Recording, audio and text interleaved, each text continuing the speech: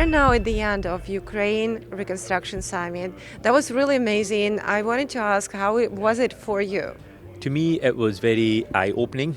I think this summit is extremely important. This is the first of its kind. The war in Ukraine is hopefully now coming to an end. We may not be at the end, but we're certainly at the beginning of the end. So we now need to start thinking about what a post-war recovery looks like, and that recovery can only come when individuals like we have here at this summit now start thinking about reconstructing Ukraine, what that has to look like, who has to be involved, how that will be paid for by private enterprise, possibly frozen Russian assets, etc. So all of these discussions have to start happening now. So this summit has now laid the foundation for this, which is now hopefully the first step of having more discussions on this. Thank you very much, and it was really incredible. Like, I totally agree, and everybody here, as you said, was discussing the future of Ukraine.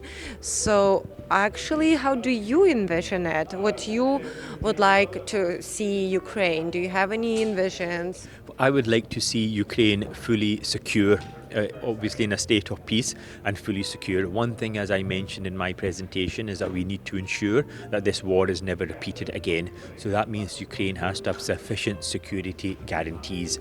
Otherwise, we will find ourselves in the same situation. Maybe it's 1 year or maybe it's 10 years from now, and that cannot be allowed to happen. And Ukraine will not attract private investment if there's any possibility of the war restarting. So the absolute foundation of any peaceful settlement in Ukraine is security guarantees to ensure that this war is never repeated. And your institute was the first one who actually reported the genocide in Ukraine. Could you talk a little bit more about that? How was it? So basically you went to Ukraine and you've been on the ground to make sure that you make this report, right? Yeah, so I was invited to Ukraine at the very early stages of the war by the Deputy Prime Minister to come and investigate if a genocide is taking place. So I went there, I spent a considerable amount of time there speaking to witnesses. On my return, I put together teams of experts, open source intelligence experts, language experts, and most importantly, legal scholars. So we had over 35 top legal scholars looking at the evidence, and the conclusion we came to was very clear, that Russia's invasion of Ukraine is genocidal in nature. They wanted to wipe out Ukrainian identity, they wanted to wipe out Ukrainianness, and so this was the first report of its kind. It got considerable media coverage, and multiple parliaments around the globe used this report to vote for genocide determinations against Russia.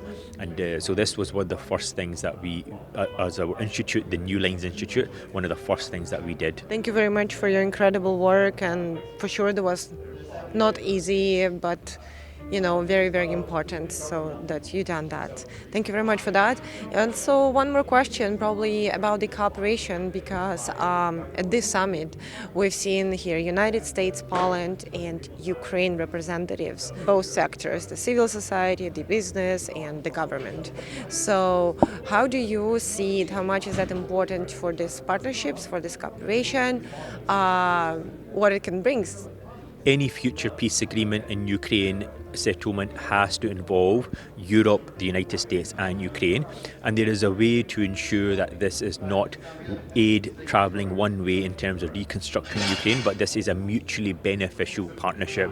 Ukraine is a country with immense resources and immense talent, and one of the ways that we can ensure that there is no further invasion of Ukraine in the future is to have this kind of commercial relationship with all parties involved. Countries will protect their own national interests if they see there's a considerable amount of investment that has gone into the various sectors in Ukraine.